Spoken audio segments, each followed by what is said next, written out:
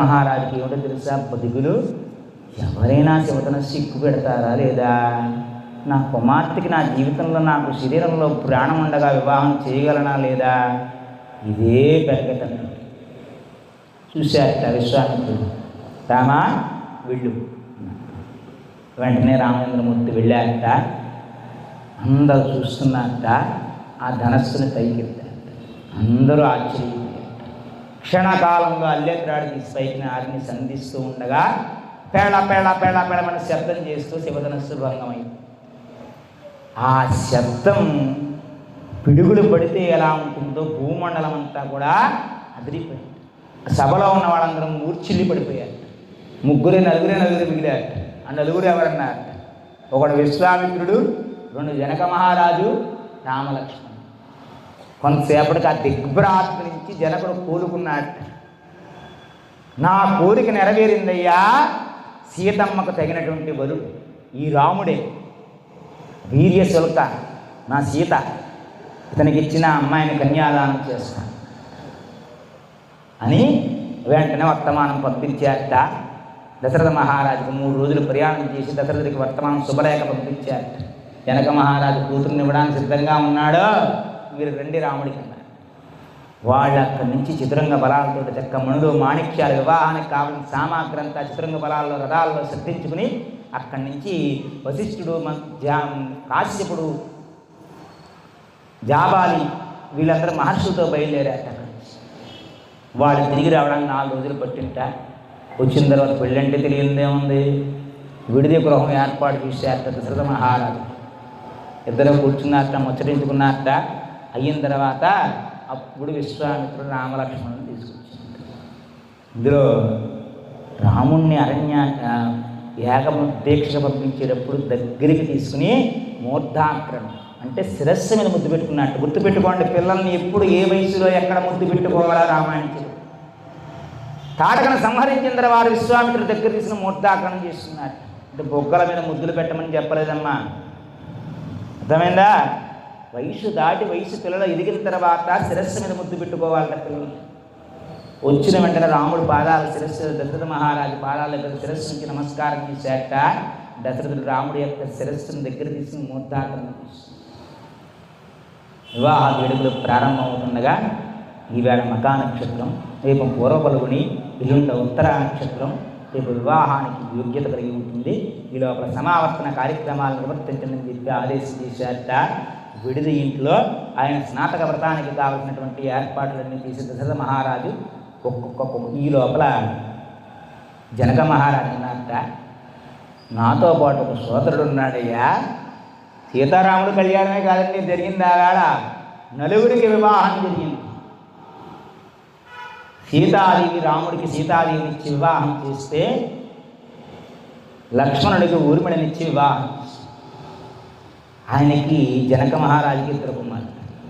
ఆయనకి తమ్ముడు ఉన్నాడు కుషధ్వజుడని. ఆయన అన్నట్ట, నాకు సోదరుడు ఉన్నాడు, ఆయనకి 2 కుమార్తెలు ఉన్నారు, వీళ్ళు చూసేట వచ్చినటువంటి భరతశత్రుకులను చూసేట మురిసిపోయాట జనక మహారాజు. నా సోదరుడికి 2 కుమార్తెలు ఉన్నారు, వారికి కూడా ఏకకాలంలో వివాహం చేసేద్దామన్నారు. ఇక్కడ ఈయన చేయవలసినటువంటి పాలికలు నవధాన్యాలతోటి పాలికల్లో ఉన్నటువంటి నవధాన్యాలను బీజారోపణ చేశారు. అంకురారోపణ కార్యక్రమాన్ని ఇక్కడ నిర్వర్తించారు. అక్కడ స్నాతక వ్రతానికి విడిదింపులు ఏర్పాట్లు జరుగుతున్నాయి. 9 కుమారుల పేరు చెప్పిన స్నాతక వ్రతంలో భాగంగా ఒక్కొక్కరికి 1,00,000 గోవులు చెప్పున 4 లక్షల గోవుల్ని బ్రాహ్మణులకి దానం చేశారు దశరథ మహారాజు. చేశారు. 2 కళ్యాణ వేదిక దగ్గరికి వచ్చే ముందు విశ్వామిత్రుడు అన్నమాట, వశిష్ఠ మహర్షి విశ్వామిత్రుడు అన్నట్ట, దానం ఇచ్చేవాడు నువ్వయ్యా, పుచ్చుకునేవాళ్ళం మేము, నువ్వు అనేజ్ఞ ఇస్తే దానం పుచ్చుకుంటామన్నా అని అక్కడ వంశక్రమాన్ని చెప్పారు. దశరథ మహారాజు యొక్క వంశక్రమం ఎక్కడ బ్రహ్మ, మనువు, స్వయంభువు, మరీచి, కశ్యప ఇలా చెప్పుకుంటూ 40 తరాలు పూర్తయిపోయిన తర్వాత వశిష్ఠమేత్రావరణ గౌండ్యత్రయాశయ ప్రబలాంత వశిష్ఠ గోత్రోద్భవాయ నాభాగ మహారాజు గారి యొక్క మునిమనవడట, అజమహారాజు గారి యొక్క మనవట, దశరథ మహారాజు యొక్క కుమారుట శ్రీరాముడు అని చెప్పి వశిష్ఠ మహర్షి తెలియపరిచారు. వంశవృక్షం అంతా తెలిసినవాడు పురోహితుడమ్మ.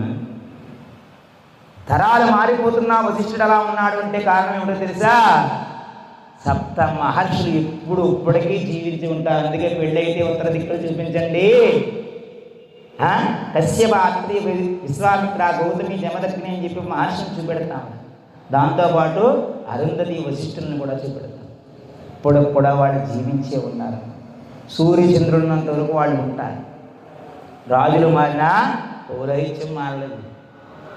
అందుకే ఆ వంశక్రమం అంతా చెప్పారు. చెప్పిన తర్వాత వీళ్ళకి ఎవరయ్యా జనక మహారాజు కన్నా? గౌతముడి యొక్క కొడుకు అహల్యకు పుట్టినటువంటి వాడు శతాంతుడు. ఆయన ఈ నిమి యొక్క వంశం అంతా కూడా చెప్పాడు. ఇందులో ఈయన 21వ తరం వాడు, 22వ తరం వాడు. ఎవరో జనక మహారాజు. అంటే ఒక వివాహం చేసేటప్పుడు వంశంలో ఉన్న సద్గుణాలు చూసేటువంటి వాడికి ఇచ్చి వివాహం చేసేవారు. ఇప్పుడు గుణం ప్రధానం కాదు, గుర్తుపెట్టుకోండి. ఎప్పుడు కూడా వివాహాన్ని నిర్ణయం చేసేటప్పుడు 4 వర్ణాలు ఉంటాయి: బ్రాహ్మణ, క్షత్రియ, వైశ్య, శూద్ర. ఇందులో బ్రాహ్మణులకి జాతక బలం చూడండి. మనకైతే నాది పిల్ల అయిందండి, మీది ఎరకైతే పెళ్లి చేసేద్దామండి. ఎందుకంటే వాటి యొక్క సాంసారిక జీవితానికి ఏ జంతువులైతే కలయిక కుదురుతుందో దాన్ని బట్టి మనం ఆలోచన. అప్పుడు కాలం కాబట్టి వాటి యొక్క వంశము వాటి గుణాలను బట్టి గుణానికి ప్రాధాన్యత ఇచ్చేది. ఇప్పుడైతే డబ్బు ఉంటే చాలు, ఉద్యోగం చేస్తే చాలు, పిల్లనిచ్చి పెళ్లి చేశారు. వర్ణ సంకరాలే ఏర్పడి అంత వంశక్రమం చెప్పిన తర్వాత అప్పుడు పిల్లనిచ్చి పెళ్లి చేశారు. ఎవరో జనక మహారాజు. ఇయం సీత మమ సుత సా ధర్మచరీతవా ప్రతీక్షాచైనం భద్రంతే పాణిం గృహ్ణీష్వ పాడినా. వివాహ ప్రక్రియల్లో ఏది ప్రధానం ఉన్నారు? అప్పటి కాలానికి పాణిగ్రహం. ఒక పురుషుడు ఒక స్త్రీ చేపట్టుకుంటే చాలు వివాహం అయిపోయింది. అర్థమైందా? ఇప్పుడైతే పెళ్ళైన తర్వాత నవవధువు దంపతులు నిద్రనే యాగం దగ్గర కూర్చోమంటే పిల్ల అత్తారింటి దగ్గర ఉందండి రాదండి అన్నారు.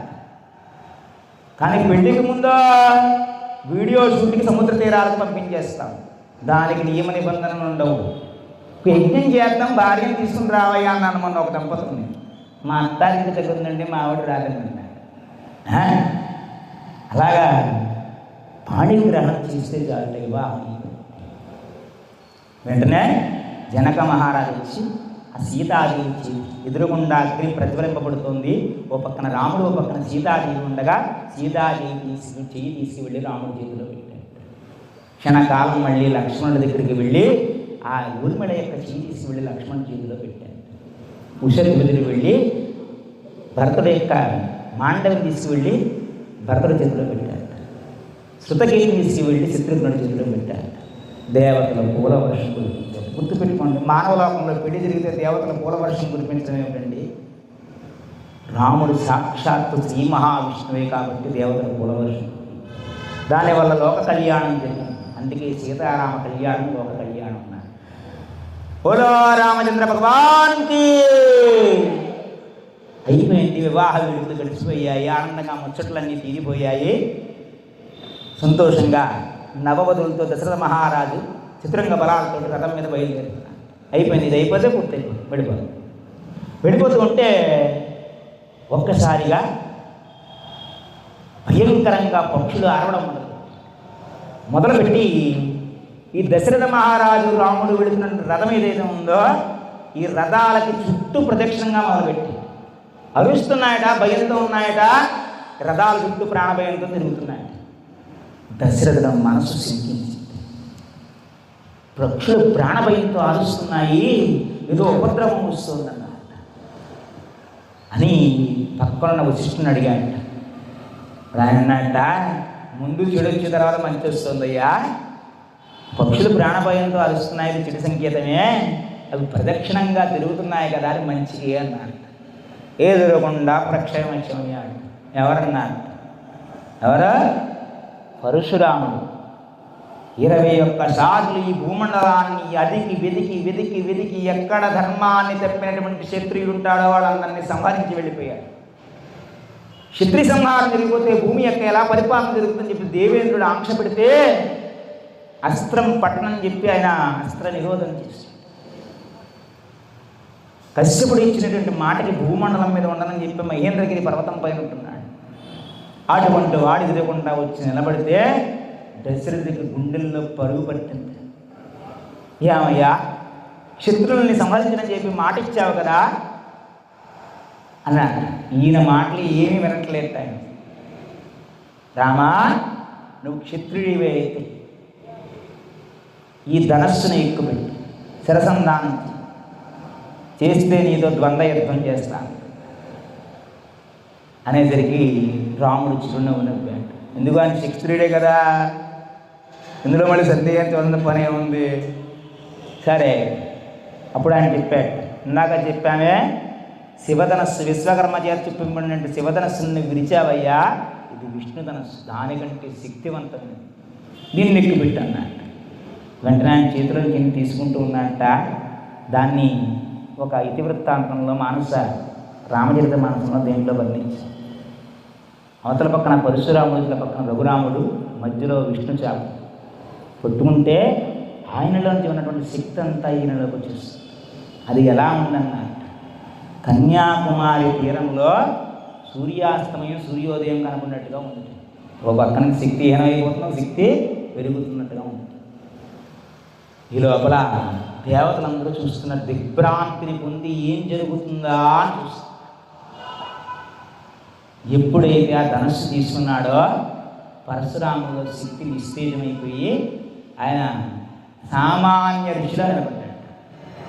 వెంటనే అన్నట్ట బాణం తీసాట, సంధిస్తున్నట్ట. రాముడు అన్నట్ట, క్షత్రియుడు అన్నావు కాబట్టి బాణాన్ని సంధిస్తున్నాడు, కానీ బాణానికి తగినటువంటి ప్రయోగం చేశామా, నిన్ను సంహరించడానికి నువ్వు బ్రాహ్మణుడు, నిన్ను నేను సంహరించలేను, కానీ విడిచిన పెట్టినటువంటి బాణం వృధాగా పోకూడదు, అర్థమైందా? అంచేత ఈ బాణాన్ని ప్రయోగిస్తాను. రాముడు ఎంత తెలివైనవాడు. ఇప్పుడు దాకా మహేంద్రగిరి పర్వతంలో కూర్చుని తపస్సు చేస్తున్నటువంటి పుణ్యరాశి ఉంది కదా, దాన్ని కుట్టేయమంటావా ఈ బాణంతో? లేదు, ఈ బాణంతో పాదగమనం, వేగంగా ఎక్కడికి కావస్తే అక్కడికి వెళ్ళగలిగి గమన శక్తి ఉంటుందే, దాన్ని కుట్టేయమంటావా అని అడిగాడు. వెంటనే పరశురాముడు అన్నట్ట, ఈ భూమి మీద నిలబడ్డానికి నాకు అధికారం లేదు, కశ్యపుడికి దానం చేసేసాను. ఒక్కసారి ఒకడికి దానం ఇచ్చిన తర్వాత ఆ వస్తువు మీద మనకు ఆపేక్ష ఉండకూడదండి. గుర్తుపెట్టుకోండి, దానం చేసినా ధర్మం చేసినా నేను చేశాను నాది అనే భావన ఉండకూడదండి. భూమిని, ఈ భూమండలం అంతా కూడా క్షత్రియులందరినీ సంహరించి ఆ భూమిని కశ్యపుడికి దానం చేసిన తర్వాత ఈ భూమి ఉండే అధికారం నాకు లేదయ్యా, అంచేత నా గమన శక్తిని కొట్టేయమన్నాడు, నా పుణ్యరాశిని కొట్టేయమన్నాడు. అంటే ఇక్కడి నుంచి వేగంగా మహేంద్రగిరి పర్వతం దగ్గరికి వెళ్ళిపోవాలన్నాడు అని ఈ పరశురాముడు రఘురాముడు చుట్టూ ప్రదక్షిణ చేసి వెళ్ళాడు. ఇక్కడతోటి ఈ బాలకాండం ఇదేమన్నా బాగుందా కదా, అందరికీ అర్థమైందా? రేపటి రోజున ఈ 9 రోజుల్లో ఉన్న తక్కువ సమయంలో విశేషం చెప్పుకుందాం. నాతో పాటు ఒక్కసారి శ్రీరామ జయరామ చెప్పు, ఎందుకంటే ఇది వేళ తక్కువ నామని చెప్పు.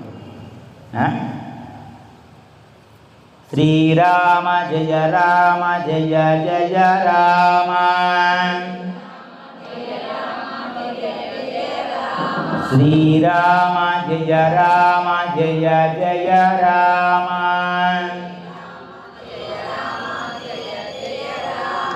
శ్రీరామ జయ రామ జయ జయ రామ.